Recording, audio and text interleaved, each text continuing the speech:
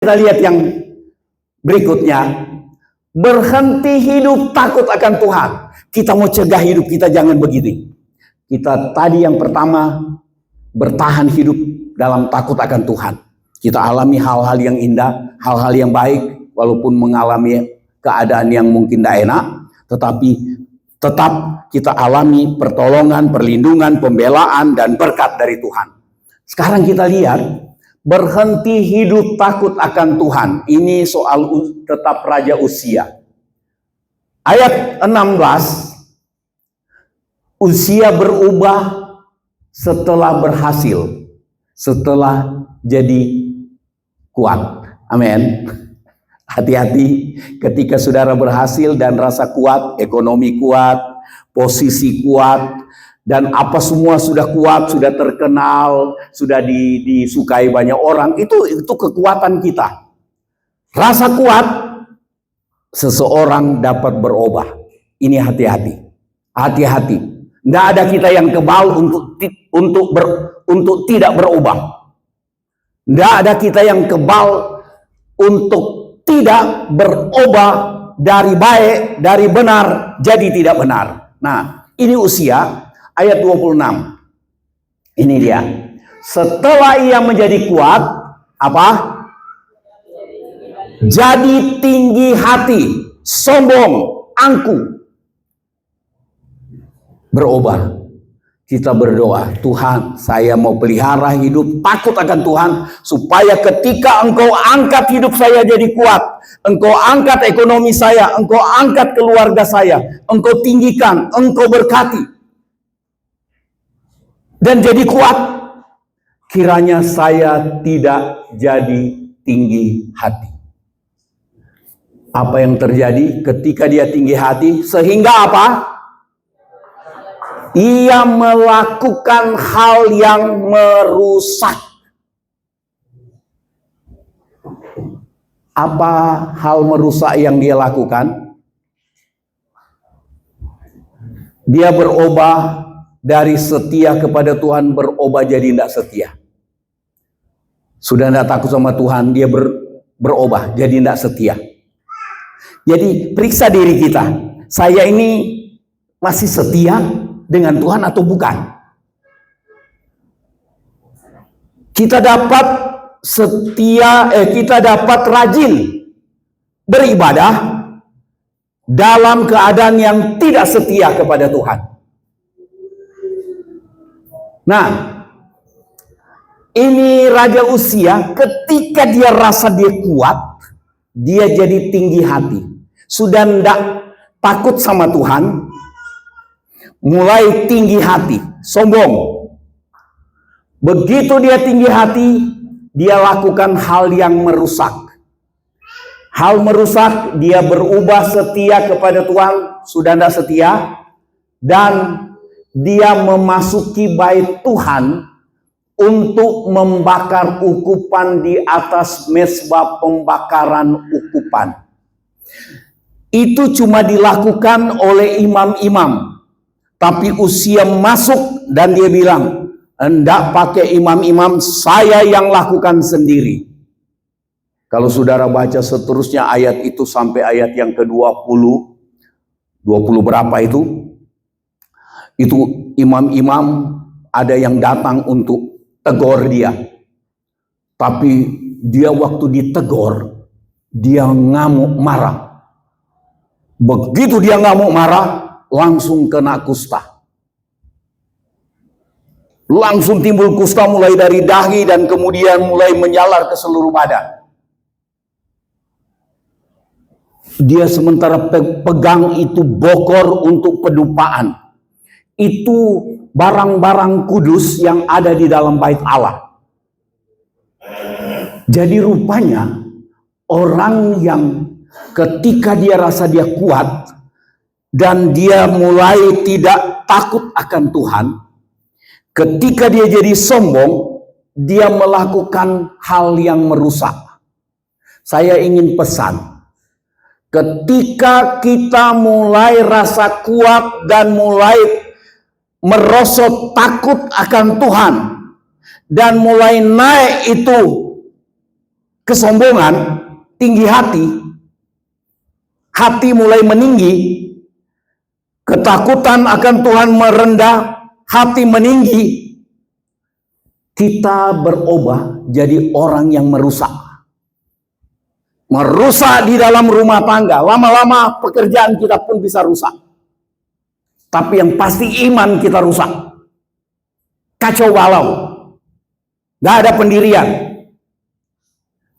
Saudara, ini Raja Uzia. Dia merusak. Saya ingin pesan.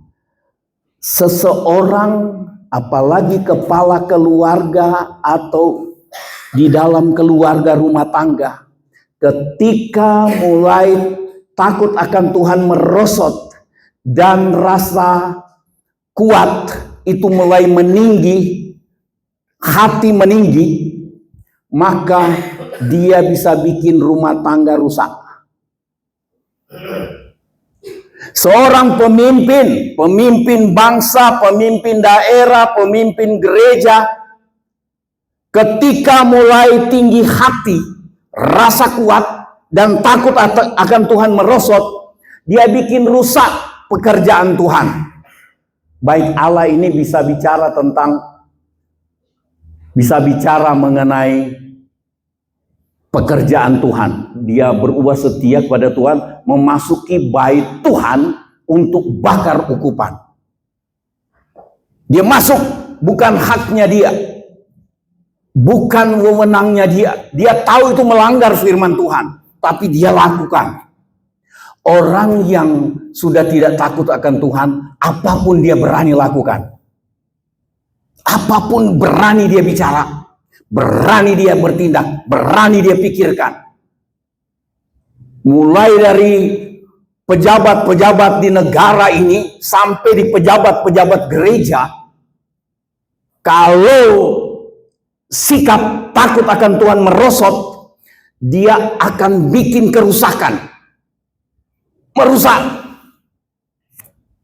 Ini mengerikan. Tandai ini, jangan sampai kita tinggal lihat puing-puing kerusakan baru kita nyesal. Kalau masih menyesal dan bertobat, masih syukur, tapi nggak usah tunggu hancur-hancuran karena kerusakan baru kita bertobat.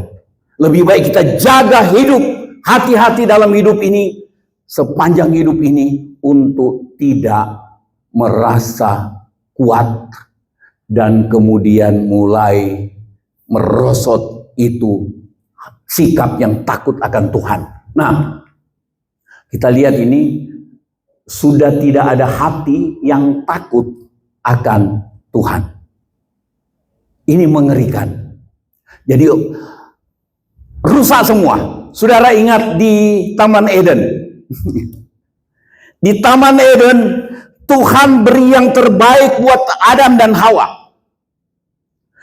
Tuhan beri taman itu dengan segala pohon-pohon, buah-buahan yang terbaik untuk dimakan. Cuma pesan Tuhan, satu ini jangan. Karena ketika kamu makan, kamu mati. Datang suara iblis berupa ular yang cantik. Iblis banyak kali tampil dengan sikap cantik supaya saudara dan saya tergoda. Dia bilang ke Hawa, bukankah Allah berfirman, seluruh buah pohon di taman ini tidak boleh kamu makan? Oh tidak, boleh kami makan semua, tapi itu tidak boleh. Satu, kalau kami makan kami mati. Langsung iblis bilang, sekali-kali kamu tidak akan mati. Tuhan bilang kalau kamu makan kamu mati. Iblis bilang ke Hawa, sekali-kali kamu tidak mati. Tapi Tuhan tahu kalau kamu makan itu kamu jadi seperti dia. Setan taruh racun di pikiran Hawa. Tapi heran, saudara dengar ini baik-baik. Hawa lihat bahwa setan, iblis dengan idenya lebih baik dari Allah. Saudara, kalau takut akan Tuhan merosot, kita ada banyak kali kemasukan ajaran, kemasukan berita, kita anggap firman pun itu lebih rendah dari cerita yang kita suka itu. Iblis selalu datang. Hei, dia bilang tidak mati. Dan Hawa percaya firman iblis. Hawa percaya berita dari iblis, ucapan dari iblis yang bikin dia menyimpang. Tapi dia rasa tidak menyimpang. Ini mengerikan. Dan itu terjadi di gereja. Itu sebabnya banyak orang menyimpang dan terjadilah kerusakan. Begitu jatuh, Tuhan bilang, begitu Hawa lihat, oh telanjang, oh ketakutan. Waduh, kok dimakan? Tuhan datang. Di mana? Oh, kami sembunyi. Loh, kenapa sembunyi? Mudoh, telanjang. Loh, kok kalian tahu kalian telanjang? Sejak kapan? Apa sudah makan buah? Dia tidak bilang sudah. Ada yang bilang, ini loh, bine, ini bine, ini perempuan yang engkau beri, dia yang suruh saya makan. Mulai saling tolak. Tuhan bilang, hei, cewek, hei perempuan, kamu udah makan?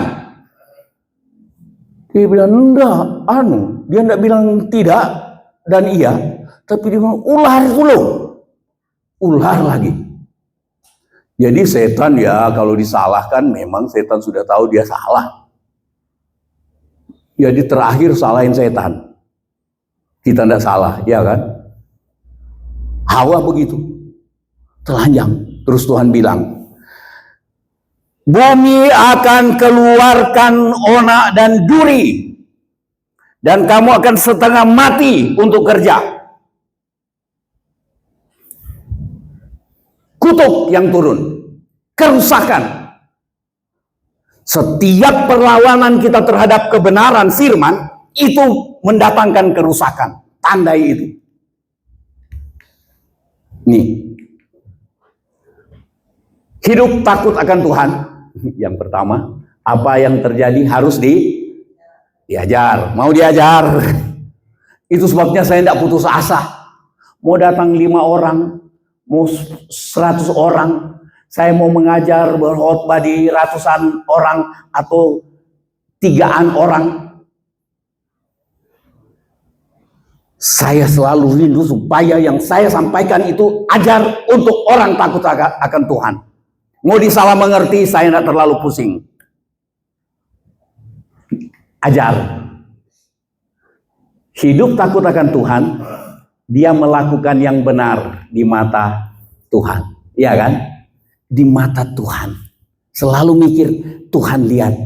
Tuhan dengar saya, Tuhan lihat saya, Tuhan lihat kelakuan saya, Tuhan lihat yang ada di pikiran, di hati saya.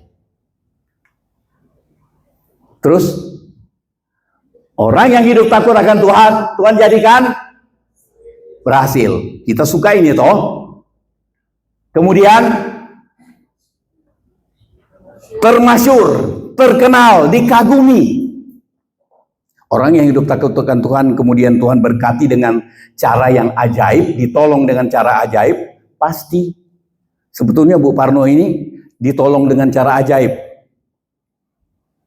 Loh, saya sudah cerita Bu Parno, sampai saya khotbah di Singapura, di Malaysia, saya cerita. Ada ibu buta huruf, maaf ya. Tapi dia berdoa karena dia rindu baca Alkitab. Terus ibu pernah tanya, Om, bagaimana caranya kita memberitakan Injil sampai ke seluruh dunia? Saya bilang, saya sudah cerita di Singapura, saya cerita di Malaysia. Mereka itu sudah pergi kemana-mana negara, mereka cerita soal itu. Ya, ibu sudah memberitakan Injil ke seluruh dunia. Ya kan? Termasyur. Cuma kadang-kadang kita tidak kuat waktu termasyur. Apalagi sudah dibilang, pendeta penarukan itu, waduh, Allah segala macam. Wih, telinga saya mulai berbunga-bunga. Masa ada bunga di telinga? Wih, kepala saya mulai membesar. Jadi sombong. Mengerikan itu. Tapi kalau orang hidup takut akan Tuhan, Tuhan bikin dia dikenal orang. Termasyur itu terkenal dengan cara yang baik. Tapi ini dia. Yang kedua, berubah tidak hidup lagi takut akan Tuhan. Apa? Jadi tinggi hati. Merasa diri kuat, kemudian menjadi tidak setia. Berikutnya, melakukan hal yang merusak dalam bait Allah, dalam pekerjaan Tuhan. Tingkah laku kita yang merosot dari hidup takut akan Tuhan, kita jadi perusak-perusak pekerjaan Tuhan. Pekerjaan Tuhan yang ada di dalam pribadi kita, pekerjaan Tuhan yang ada dalam rumah tangga kita, pekerjaan Tuhan di mana kita berjemaat, pekerjaan Tuhan yang ada dalam pekerjaan dalam usaha kita, pekerjaan Tuhan yang ada di tengah masyarakat, kita rusak. Tadinya orang sudah tertarik mau datang beribadah, datang kepada Tuhan, tapi dia dengar cerita kita yang saling menjelekkan satu jemaat dengan jemaat yang lain, saling menjelekkan pendeta dengan pendeta, gereja dengan gereja. Terus orang-orang bilang, waduh, rupanya parah ini orang Kristen, lebih ngeri daripada setan yang saya tahu. Nggak jadi dia datang. Itu kita bikin kerusakan pekerjaan Tuhan di tengah masyarakat. Tuhan tolong kita supaya kita hati-hati.